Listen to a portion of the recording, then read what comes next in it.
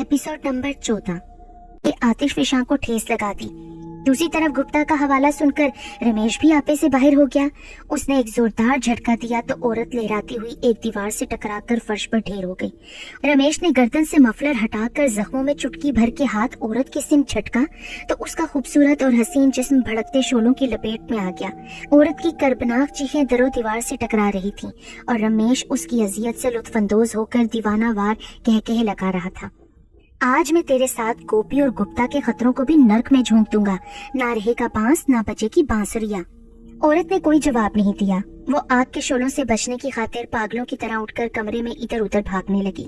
एक वक्त आया कि औरत के जिस्म का सारा गोश्त जल चुका था, लेकिन उसकी हड्डियों का ढांचा कमरे में तोड़ रहा था। करीब था कि मेरी कुव्वते बर्दाश्त जवाब दे जाती और मेरे मुंह से कोई चीख निकल जाती। बच्चे की रूह को मेरी कैफियत का अंदाजा हो चुका था। उसके हाथ की इस्तख्वानी उंगलियों की गिरफ्त अचानक मेरी कलाई पर शिद्दत इख्तियार करने लगी। फिर मुझे ऐसा लगा जैसे मेरी निगाहों के सामने कोई स्याह पर्दा हायल हो गया हो। साथ ही बच्चे की कर्बनाक आवाज मेरे कानों में गूंजी, तुम किस्मत के धनी हो जो जोगिया तुम्हारे ऊपर मेहरबान हो गया। गोपी, गुप्ता और रमेश का आपस में क्या ताल्लुक है? जो कुछ तुम्हारी आंखों ने देखा, कानों ने सुना, सब कुछ जोगिया को बता देना, वही तुम्हारी सहायता करेगा। तस्वीर में रमेश के साथ नजर आने वाली औरत कौन थी? बच्चे की रूह ने कोई जवाब न दिया। हटा कटा पुजारी जब अचानक कमरे में दाखिल हुआ था, उससे पेशतर मैंने किसी के सिसकने की आवाज सुनी थी। वो आवाज मेरी ही थी। मेरी जगह तुम होते तो तुम भी तड़प कर बिलबिलाने लगते, कलेजा फट जाता तुम्हारा। तस्वीर में तुमने जिस औरत को देखा वो भी मेरी माँ ही थी। क्या मतलब? तुम नहीं समझ सकोगे। रमेश और तुम्हारी माँ के दरमियान क्या ताल्लुक था? तुमने कभी मकड़ी के जाल में फंसी हुई मक्खी देखी है? बस वही संबंध समझ लो। आज मैंने जो कुछ देखा उसका मेरे वालिद की पुरस्कार मौत से क्या ताल्लुक है? मेरे पास समय कम है, तुम सब कुछ जोगिया को बता देना। तुम शायद मुझे कुछ बताना नहीं चाहते ना? एक बात ध्यान में रखना, रमेश ने कहा था कि उसे अपने रास्तों के अंधेरों को दूर करने के कारण किसी सुंदरी को शैतान के चरणों में भेंट देना है। तो मुझे क्या बताना चाह रहे हो? अभी मैं अपना जुमला मुकम्मल न कर सका। इस्तख्वानी उंगलियों की गिरफ्त मेरी कलाई से अलहदा हो गई। मैंने अपने आप को अपनी ख्वाबगाह में पाया। मैं पूरी तरह होशो हवास में था। जो कुछ मेरी नजरों ने देखा उसका एक एक मंजर मेरी याददाश्त में महफूज था। जो कुछ सुना उसका एक एक लफ्ज मेरे कानों में सदाए बाजगश बनकर गूंज रहा था। मैं ये बात बार बार सोच रहा था कि गुप्ता कौन था? नरेश चंद्र और गुप्ता का आपस में क्या ताल्लुक था?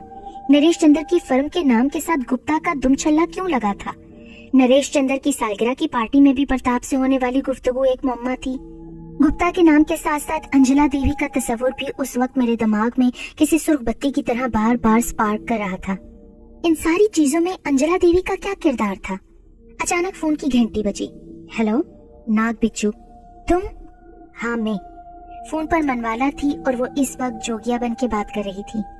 मुझे खुशी हुई कि तुम्हारा आज का मिशन कामयाब रहा। मैंने यही कहा था ना कि पूर्णमासी की रात तुम्हारे लिए बड़ी शुभ साबित होगी। मेरे जहन में बहुत सारे सवालात हैं जोगिया। मैं जानती हूँ इस समय तुम्हारे मन में जवार भाटे की कैफियत तारी है। तुम रंजनी और अंजला के बीच जो संबंध तलाश कर रहे हो वही डोर का वो सिरा है जिसकी मुझे तलाश थी। क्या मतलब? रंजनी और अंजला देवी एक दूसरे की बहनें हैं। रमेश ने सफली की नापाक कुव्वते से उन दोनों को किसी जहरीले नाग के अनुसार अपनी कुंडली के बीच दबोच रखा है। रमेश और रंजनी का क्या ताल्लुक है?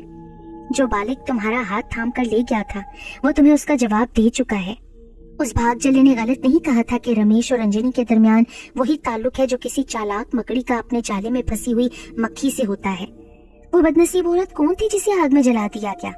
वो रमेश की रखेल ही थी जिसे गुप्ता का नाम दरमियान में लाने के जुर्म में जलाकर भस्म कर दिया गया था। गुप्ता कौन है? वही जो तुम सोच रहे हो। इस वक्त वो कहाँ है? खुद को शांत रखो, जल्दी करोगे तो काम खोटा हो जाएगा। क्या तुम नहीं जानते कि मेरे बाप का कातिल कौन है? मुझसे क्यों पूछ रहे हो? क्या रमेश ने तुमसे खुद नहीं कहा था कि असल हत्यारा वही है? जहाँ बच्चे की रूह मुझे ले गई थी, क्या तुम वहाँ नहीं जा सकते थे? धीरज से काम लो दानिश जी। मैं तुम्हें बता चुकी हूँ कि पुरस्कार शक्तियों पर भी कुछ रोक टोक लागू होती है। जो हद से फलांग जाए उसे ऊपर वाला भी क्षमा नहीं करता। लेकिन अभी केवल डोर का सिरा हाथ लगा है। उलझी हुई गुत्थियों को सुलझाने में कुछ समय तो लगेगा। तुम्हें भी उस समय की राह देखनी होगी दानिश जी। अंजला देवी को मेरी जात से क्या दुश्मनी है? नरेश चंद्र को अगर हालात का इल्म है तो वो अभी तक खामोश तमाशाई बना क्यों बैठा है? तुम किस नतीजे पर छलांग लगाने की कोशिश कर रहे हो? मैं बस पहली फुर्सत में अपने बाप के कातिलों से इंतकाम लेना चाहता हूँ। मेरी जगह तुम होते तो तुम भी शायद यही करते ना। मेरे सर पर किसी जोगिया का हाथ ना होता तो मैं कर्जा चुकता करने के लिए जिंदा भी ना होता। एहसान जिता रहे हो मुझ पर। सफेद मोती को संभाल कर रखना दानिश, वो तुम्हारे लिए बड़े काम की चीज साबित होगा। जोगिया, क्या तुम रमेश के मनहूस और नापाक वजूद को खत्म नहीं कर सकते? दूसरी जानिब से मेरी बात का जवाब देने की बजाय सिलसिला मुनक़ता कर दिया गया। मैंने जोगिया की हदायत पर सफेद मोती को संभाल कर रख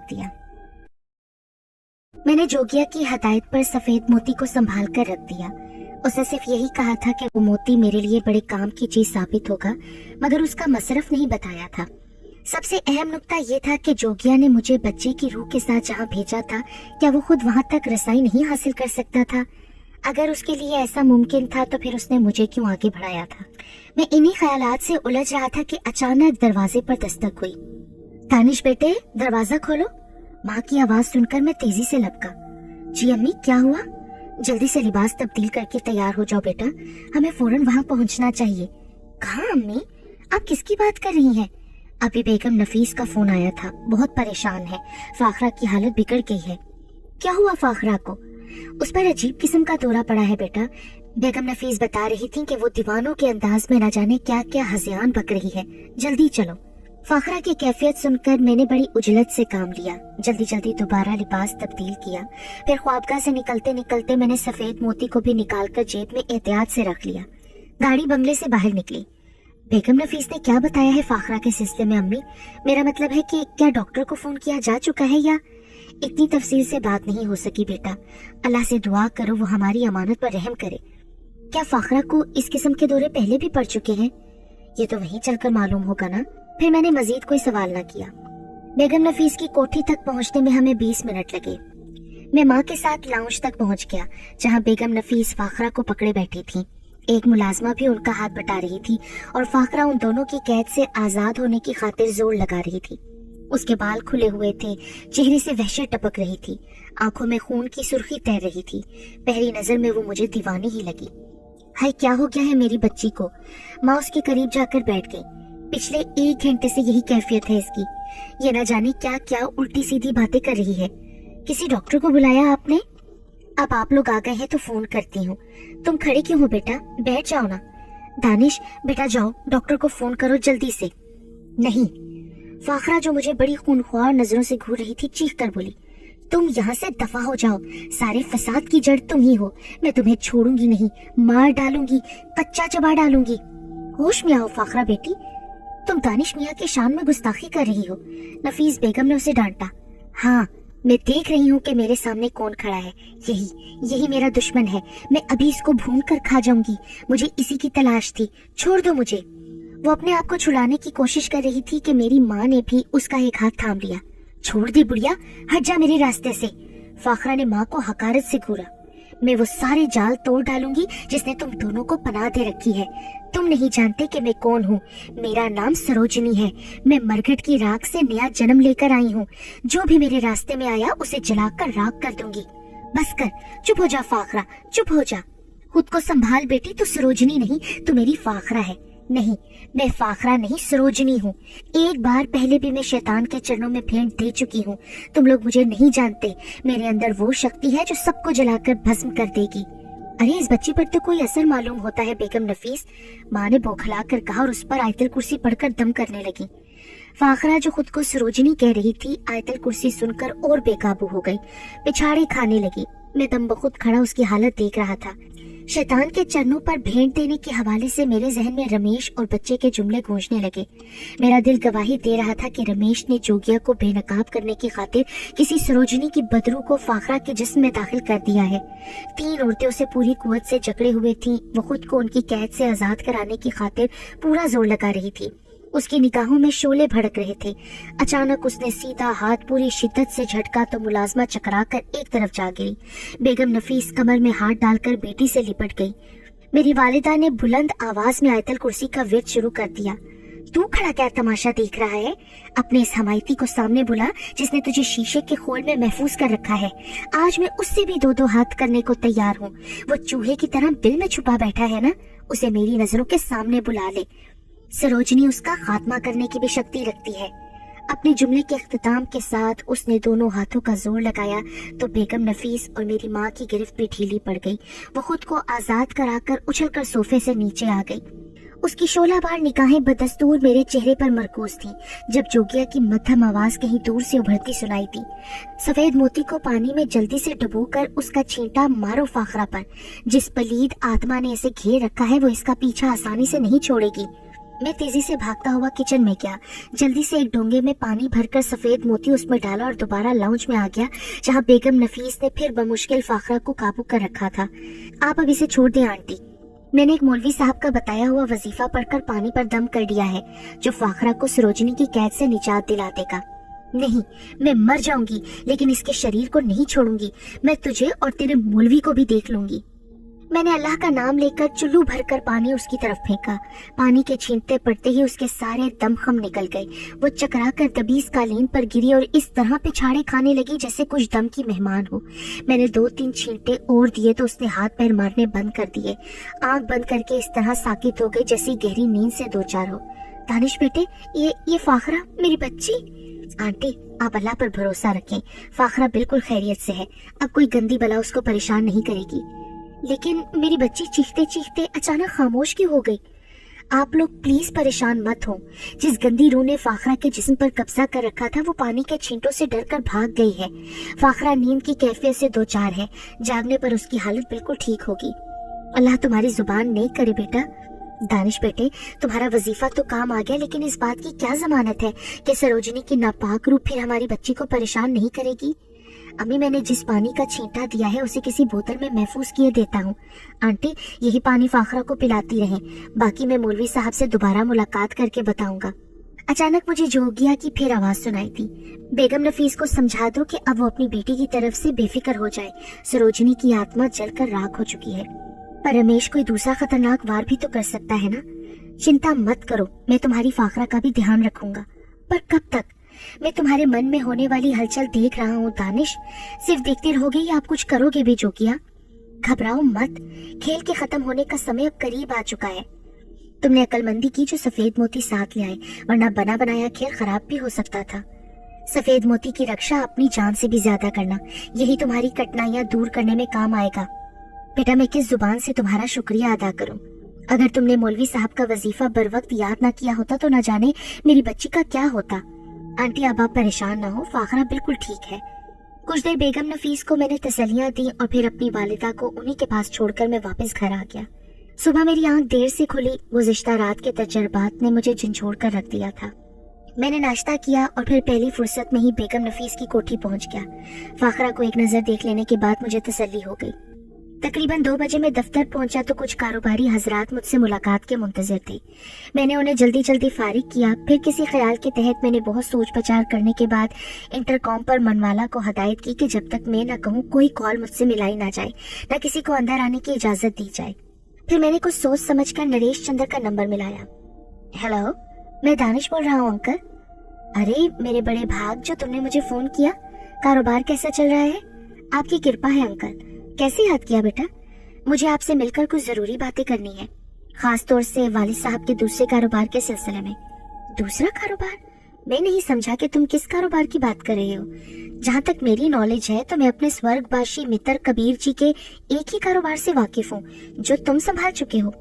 मुझे खुद भी हैरत है कि किसी को बिला वजह झूठ बोलने की क्या जरूरत है। क्या मतलब बेटा? क्या तुम मुझे उसका नाम बताना पसंद करोगे जिसने दूसरे कारोबार वाली बात की है? उसने अपना नाम नहीं बताया था अंकल, बस किसी ने फोन पर यह बात कही थी। कोई कारण भी तो बताया होगा ना? जी हाँ, मैंने 1,75,000 वाली वही फर्जी कहानी दोहरा दी जो माँ को सुना चुका था। कोई फ्रॉडिया होगा बेटा, तुम उसके किसी चक्कर में मत आ जाना। आप बेफिक्र रहिए अंकल, मैं इतना बच्चा नहीं हूँ कि बगैर तफसील मालूम किए इतनी बड़ी रकम गंवा दूं। क्या उसने तुमसे मिलने की बात नहीं की? मेरा मतलब है कि रकम के सिलसिले में किसी नाम और पते की जरूरत भी होगी। मैंने भी उससे यही पूछा था। उसने कहा था कि वो अपने किसी दूसरे पार्टनर से मशवरा करने के बाद मुझे कॉल करेगा। तुमने मुझसे मिलने की बात की थी ना? मेरा ख्याल है कि कोई ऐसी बात भी जरूर है जो तुम फोन पर। आपका ख्याल दुरुस्त है अंकल, मैं बराह रास्त मिलकर आपको तफसील बता सकता हूँ। तो अभी आ जाओ। क्या दफ्तर के अलावा हम किसी और जगह नहीं मिल सकते? बात कुछ ऐसी है कि मैं नहीं चाहता हमारे दफ्तर वालों को हमारी आपकी मुलाकात का कोई इल्म हो। मैं समझा नहीं बेटा। हो सकता है दूसरे कारोबार की बात करने वाला हमारा कोई अपना ही आदमी हो जो हमारे हालात से वाकफियत रखता हो और किसी खास मालूमात की बिना पर मुझे ब्लैकमेल करना चाहता हो। ओह आई सी, मैं कुछ कुछ तुम्हारी बात समझ रहा हूँ। तुम ऐसा करो कि रात 8 और 8:30 बजे के दरमियान कॉन्टिनेंटल के रूम नंबर 318 में आ जाओ। मैं वहीं तुम्हारा वेट करूंगा। अंकल, क्या मैं उम्मीद रखूं कि आप इस मुलाकात के बारे में? डोंट वरी माय सन, तुम मुझ पर विश्वास कर सकते हो। मैं दफ्तर से जाने के लिए उठा तो इंटरकॉम बोल उठा, यस नाग बिच्छू। मनवाला ने जोगिया का मखसूस कोड दोहराने के बाद संजीदगी से कहा, मुझे खुशी है कि अब तुमने सही सिमत में कदम उठाया है। क्या मतलब जोगिया? नरेश चंद्र से तुम्हारी मुलाकात अविश मुनाफे बख्श साबित होगी, परंतु एक बात का ध्यान रखना, उसे ये ना बताना कि प्रताप ने तुमसे अंजला देवी के बारे में क्या कुछ बताया है। पर क्यों? क्या नरेश चंद्र को इन बातों का इल्म नहीं होगा? हो या ना हो, लेकिन तुम अपनी जुबान बंद ही रखना। और कुछ? तुम्हारा क्या ख्याल है, क्या रमेश को इस बात की खबर नहीं होगी कि तुम नरेश चंद्र से मिलने जा रहे हो? मैं समझा नहीं। समझने की कोशिश किया करो भोले, वरना तुम्हारे साथ दूसरे की लुटिया भी डूब जाएगी। मेरी बात ध्यान से सुनो, रमेश तुम्हारी तरफ से आंख और कान बंद किए नहीं बैठा होगा। उसके जंतर मंतर के मोकलों ने उसे अब तक अविश इस बात की खबर पहुंचा दी होगी कि आज तुम्हारी और नरेश चंद्र की मतभेड़ कब, कहां और किस समय होने वाली है। तो मुझे क्या करना होगा जोगिया? अगर मैं तुम्हें ना बताती तो तुम बेध्यानी में चोट खा जाते ना। अब वो समय करीब आ रहा है जब दूध का दूध और पानी का पानी हो जाएगा, परंतु तुम्हें फूंक फूंक कर कदम उठाना होगा। दफ्तर से निकलकर सीधे घर जाना। घर पर कोई मुलाकाती मिलने आए तो कोई बहाना करके उसे टाल देना। सफेद मोती मुंह में रखकर अपनी कोठी से बाहर निकलना। कॉन्टिनेंटल तक जाने के लिए बस और पैदल का रास्ता इख्तियार करना। रास्ते में किसी कीमत पर किसी के सामने जुबान न खोलना। कमरा नंबर 318 में जाने के लिए भी लिफ्ट की बजाय सीढ़ियों का इस्तेमाल करना। सुन रहे हो मैं क्या कह रही हूँ? क्या इस तरह रमेश की काली कुव्वतें मेरा पीछा नहीं कर सकेंगी? मोती मुंह में रख लेने के बाद तुम किसी को नजर नहीं आओगे। बच्चे की आंख वाला पेपर वेट साथ ले जाने की भूल मत करना। होटल के कमरे में पहुंचकर खुद को और नरेश को मंडल में बंद कर लेना। बाहर का ध्यान मैं रखूंगा। मंडल खींचने का तरीका क्या होगा? वही जिसे तुम्हारी माता ने पढ़ पढ़ कर फाखरा पर फूंका था। 3 बार वही चीज पढ़कर आंख के इशारे से दायरा खींच लेना। तुम्हारा इशारा आयतल कुर्सी की तरफ है। हाँ, ये ऐसी पवित्र शक्ति है जिसका कोई तोड़ नहीं होता। क्या रमेश को हमारी मुलाकात की भिनक मिल चुकी है? हाँ, वो पापी भी तुम्हें नष्ट कर देने के लिए अपनी झोली से गंध निकाल रहा है। तुमने उसकी दुम पर जो पांव रख दिया है। तुम पर पांव रख दिया है? तुम्हारा मतलब? नरेश चंद्र से तुम्हारी मतभेड़ उस पापी के बहुत सारे भांडे फोड़ सकती है। इसका मतलब ये हुआ कि नरेश चंद्र? अभी इन बातों से क्या फायदा दानिश? तुम्हारे कारण मुझे भी कुछ दाव पेच करने हैं। वो पापी भी अपना सारा जोड़ तोड़ दाव पर लगाने की ठान चुका है। एक बार फिर कह रही हूँ कि अपनी आंखें और कान खुले रखना, वरना बहुत कुछ नष्ट हो जाएगा। फिर दूसरी तरफ से राब्ता खत्म हो गया। मैं दफ्तर से निकलकर सीधा घर गया। घर पहुंचकर 1 घंटे तक माँ के साथ रहा। 7 बजे के करीब जब मैं अपने कमरे में आईने के सामने खड़ा तैयारी कर रहा था तो मुलाजिम ने मेरे जनरल मैनेजर के आने की इत्तला दी। मुझे जोगिया की बात याद आ गई। मेरे कदम बढ़ते बढ़ते रुक गए। मैंने मुलाजिम से कहा कि वो मेरे सोने का बहाना करके जनरल मैनेजर को टाल दे। मुलाजिम के जाने के बाद मैं दोबारा अपने कमरे में आ गया। कपड़ों की अलमारी से सफेद मोती निकालकर मुंह में रखा। फिर कमरे का दरवाजा लॉक करता हुआ लाउंज में आया, जहां मेरी माँ किसी से फोन पर बात कर रही थी। ठीक 8:15 बजे मैं कॉन्टिनेंटल होटल की तीसरी मंजिल पर पहुंचकर कमरा नंबर 318 पर दस्तक देने लगा। 1 मिनट बाद खुद नरेश चंद्र ने दरवाजा खोला, लेकिन वहां किसी को मौजूद ना पाकर उसे भी हैरत हुई। वो दरवाजे से बाहर आकर राहदारी में इधर उधर देखने लगा। मैं खुले दरवाजे से कमरे में दाखिल हो गया। 2 मिनट बाद नरेश चंद्र वापस आकर कमरे का दरवाजा बंद करने लगे तो मैंने अपनी दस्ती घड़ी देखी। मैंने जोगिया की हदायत के मुताबिक 3 मरतबा आयतल कुर्सी पढ़कर कमरे को हिसार में लिया, फिर मोती मुंह से निकालकर जेब में रख लिया। नरेश चंद्र का रुख चूंकि दूसरी तरफ था, इसलिए वो मुझे देख नहीं सके। फिर जब मैंने उन्हें मुखातिब किया तो वो हैरत से उछल पड़े। तुम दानिश पुत्र, तुम कब आए हो? आप राहदारी में खड़े दूसरी तरफ देख रहे थे जब मैं कमरे में आ गया। अरे हैरत की बात है, दस्तक की आवाज सुनकर खुद मैंने दरवाजा खोला, लेकिन तुम मुझे नजर नहीं आए। अक्सर ऐसा होता है अंकल। मैंने बात बनाने की कोशिश की, हालांकि ये मोती मुंह में रखने का असर था कि मैं किसी को भी नजर नहीं आ रहा था। अच्छा, हो सकता है बेटा। खड़े क्यों हो? बैठो। क्या पियोगे, कॉफी या कोल्ड ड्रिंक? नहीं नहीं अंकल, कुछ भी नहीं। मैं इस वक्त जिस मकसद के लिए हाजिर हुआ हूँ वो ज्यादा जरूरी है। कबीर जी के दूसरे कारोबार वाली बात अभी तक मेरी समझ में नहीं आ सकी बेटा। जहाँ तक मेरा ख्याल है उनका कोई दूसरा कारोबार नहीं था। आप मेरे बुजुर्ग भी हैं और मेहरबान भी, इसलिए मैंने सबसे पहले आपसे मशवरा करना मुनासिब समझा। क्या तुम्हें उस कारोबार की नोयत के बारे में उसने कुछ बताया था? जी नहीं। तुमने मुझे कहा था कि वो अपने किसी पार्टनर से मशवरा करने के बाद तुम्हें दोबारा कॉल करेगा। जी हाँ। फोन करने वाले ने अपने पार्टनर के सिलसिले में किसी गोपी का नाम लिया था अंकल। गोपी? नरेश चंद्र कसमसा कर रह गए। मेरा अंधेरे में छोड़ा हुआ तीर रायका नहीं क्या। गोपी का नाम सुनकर नरेश चंद्र ने कुछ ऐसा ही बुरा सा मुंह बनाया जैसे खाने के दौरान कोई हड्डी का टुकड़ा उनके दांतों के दरमियान आ गया हो। जी हाँ अंकल, उसने मुझे बावर कराने की कोशिश की थी कि उसका पार्टनर गोपी किसी और बड़े आदमी के साथ भी कारोबार में शरीक है। मैंने दबी जुबान में अपनी वालिदा से भी उसी फोन का जिक्र किया। मेरी वालिदा का भी यही ख्याल था कि कोई वालिद साहब का फर्जी कारोबारी शरीक बनकर रकम ऐंठने की कोशिश कर रहा है।